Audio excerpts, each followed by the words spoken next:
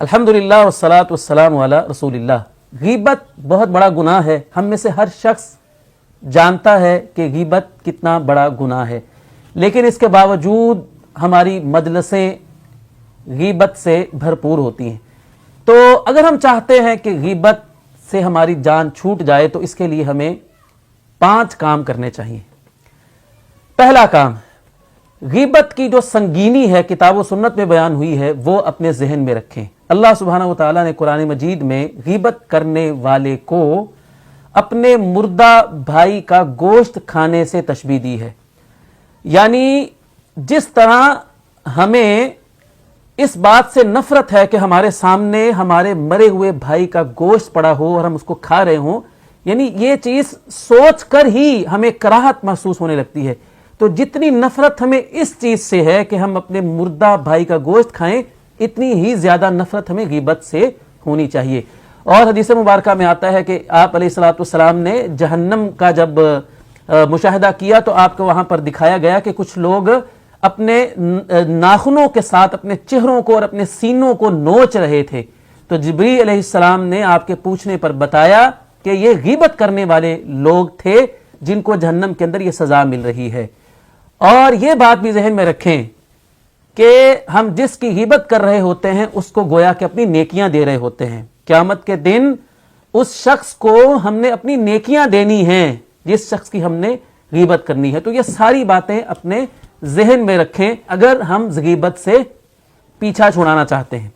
دوسرا کام، ہر ایسی جگہ سے، ہر ایسی مجلس سے اور ہر ایسے شخص سے دور رہیں کہ جس شخص کا مشغلہ ہی غیبت کرنا ہے۔ کچھ لوگ ایسے ہوتے ہیں کہ جن کا کام ہی غیبت کرنا ہے، کچھ مجلسیں ایسی ہوتی ہیں کہ جہاں پر غیبت کے سوا کچھ نہیں ہوتا ہے، ایسے پلیٹ فارمز ہوتے ہیں جہاں پر کثرت کے ساتھ غیبت کی جاتی ہے۔ تو ہمیں ایسی جگہوں سے، ایسے لوگوں سے، ایسے ہر پلیٹ فارم سے خود کو دور رکھنا ہے اگر ہم غیبت سے پیچھا چھڑانا چاہتے ہیں۔ تیسرا کام ہم نے یہ کرنا ہے کہ اگر ہمارے سامنے کوئی شخص غیبت کرتا ہے تو ہمیں نہ صرف یہ کہ اس کو روکنا ہے غیبت کرنے سے، بلکہ اس کو یہ ریئلائز کرانا ہے کہ بھائی کوئی اور بات کرو، یعنی اس کو یہ بتانا ہے کہ مجھے تمہاری غیبت کے سننے میں کوئی دلچسپی نہیں ہے۔ ہوتا یہ ہے کہ جب ہمارے سامنے کوئی غیبت کر رہا ہوتا ہے تو ہم بڑی دلچسپی کے ساتھ بڑے مزے لے کر اس کو سن رہے ہوتے ہیں، اور دوسرا بھی پھر اس کو سناتا ہے، مبالغہ کر کر کے اس کو سناتا ہے۔ تو جب ہم اس کو یہ بتائیں گے کہ بھائی مجھے تمہاری اس بات میں کوئی دلچسپی نہیں ہے، کوئی اور بات کرو، تو انشاءاللہ وہ غیبت سے باز آ جائے گا، وہ غیبت بھی نہیں کرے گا اور ہمیں سننے کا گناہ بھی نہیں ملے گا۔ جب ہم سنیں گے نہیں تو وہ کرے گا بھی نہیں۔ چوتھا کام یہ ہے کہ اگر ہم غیبت سے بچنا چاہتے ہیں تو ہمیں یہ طے کر لینا ہے ان دوستوں کے ساتھ جن کے ساتھ ہمارا اکثر اٹھنا بیٹھنا ہے، ان کے ساتھ ہم نے یہ فیصلہ کر لینا ہے، طے کر لینا ہے کہ بھائی ہم نے کبھی کسی کی غیبت نہیں کرنی ہے۔